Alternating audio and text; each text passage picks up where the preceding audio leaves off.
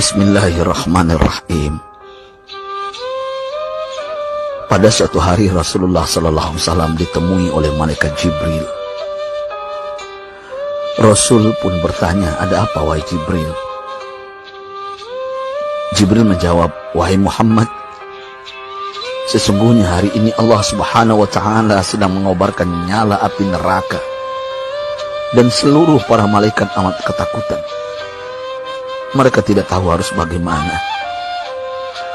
Untung aku ingat," kata Jibril, "bahwa engkau Muhammad adalah sumber cinta dan sayang Allah Subhanahu wa Ta'ala kepada alam semesta. Dengan alasan itu aku kesini, bertabaruk mengambil berkah dengan cinta Allah kepada dirimu, ya Rasulullah, ya Muhammad." Rasulullah terdiam beberapa saat, kemudian bertanya lagi, "Wahai Jibril, ceritakan padaku bagaimana neraka itu sesungguhnya." Jibril menjawab, "Wahai Muhammad, neraka itu bagaikan lubang-lubang yang terdiri dari 7 tingkat. Jarak antara satu lubang dengan yang lain ialah perjalanan 70 tahun. Lubang paling bawah adalah lubang yang paling panas." Nabi SAW meneruskan pertanyaannya, "Lalu siapakah penghuni lubang-lubang neraka itu wahai Jibril? Sampaikan kepadaku Jibril." Jibril menjawab, "Lubang yang paling bawah diciptakan untuk orang-orang munafik. Lubang yang berikutnya untuk penyembah berhala, lalu untuk penyembah bintang dan matahari." Jibril terus menerangkan penghuni tingkatan neraka hingga lubang yang kelima, tempat umat Yahudi, dan yang keenam dihuni oleh umat Nasrani. Setelah menjelaskan penghuni 6 tingkatan neraka, Jibril diam cukup lama. Rasulullah SAW penasaran dan bertanya kepada Jibril, "Wahai Jibril, siapakah penghuni neraka yang ketujuh?" Jibril diam saja tidak menjawab. Rasulullah SAW mengulangi pertanyaannya, tapi Jibril tetap diam. Rasulullah tambah penasaran dan mendesak Jibril agar dijawab pertanyaannya. Akhirnya Jibril pun berkata, "Umatmu wahai Muhammad, mereka itu para pelaku dosa besar di kalangan umatmu, yang dimana sampai mereka mati belum sempat bertaubat." Mendengar jawaban Jibril, Rasulullah langsung jatuh pingsan. Jibril merangkulnya dan meletakkan tubuh baginda di atas pangkuannya. Tak berapa lama Rasulullah SAW sadar dan langsung menangis bersimbah air mata dengan terisak-isak. Rasulullah mempertegas pertanyaannya, "Wahai Jibril, apakah benar ada di antara umatku yang masuk neraka?" Jibril menjawab, "Benar wahai Muhammad, pelaku dosa besar di antara umatmu yang belum bertaubat."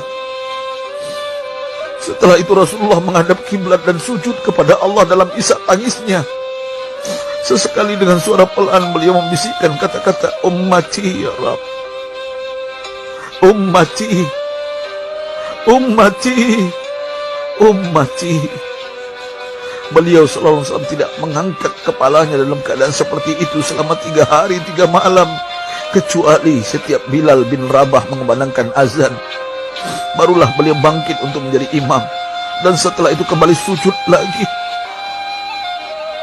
Pada hari ketiga Abu Bakar menyadari hal ini, beliau mengetuk pintu Rasulullah dan mengucapkan salam 3 kali, namun tidak terdengar jawaban. Abu Bakar sedih dan berseru di hadapan pintu Nabi besar Muhammad SAW, "Apakah ada jalan untuk masuk ke rumahmu ya Rasulullah?" Tetap tidak ada jawaban. Di jalan Abu Bakar bertemu sahabat Umar. "Mengapa engkau menangis wahai Abu Bakar?" kata Umar. Abu Bakar menceritakan keadaan Rasulullah SAW. Maka Umar pun melangkah menuju rumah Rasulullah dan terjadilah hal yang sama. Umar pun pulang dan menangis. Di jalan Umar bertemu sahabat Salman Al-Farisi. Dengan terisak Umar bercerita kepada Salman hingga membuat dia amat sedih, namun tidak berani mengulangi hal yang sama. Salman melangkah menuju rumah Fatimah radhiyallahu anha dan menceritakan hal itu. Setengah berlari Fatimah menuju rumah ayah tercinta dan mengetuk pintu sambil mengucapkan salam. Mendengar suara lembut putri tercinta, sejuklah dada Rasulullah. Beliau bangkit dari sujud dan membuka pintu. Alangkah terkejutnya Fatimah melihat Rasulullah, ayah tercinta, amat kurus dan pucat. Fatimah memeluknya lalu menangis. Wahai ayah, apa yang terjadi? Mengapa engkau amat sedih seperti ini? Rasulullah kembali menangis dan berkata dengan suara lirih, wahai Fatimah, belahan jiwaku, bagaimana mungkin aku tidak sedih sedangkan Jibril mengatakan akan ada kelak umatku yang akan masuk neraka. Subhanallah, betapa besar cinta Rasulullah kepada kita umatnya. Sahabatku, Rasulullah mencintai kita. Antaman ma'aman ahbabta, engkau akan berkumpul dengan orang yang kau cintai. Mari kita mencintai baginda Nabi besar Muhammad SAW yang mencintai kita, umat yang tidak rela kita masuk neraka. Mari kita mencintai beliau dengan berselawat. Sahabatku, sampaikan, Rasul mengajarkan kepada kita, man dalla ala khairin falau mislu ajri fa'ili. Siapa yang menunjukkan kepada kebaikan, maka dia akan mendapatkan pahala seperti orang yang mengerjakannya. Mudah-mudahan ini menjadi pahala jariah bagi kita.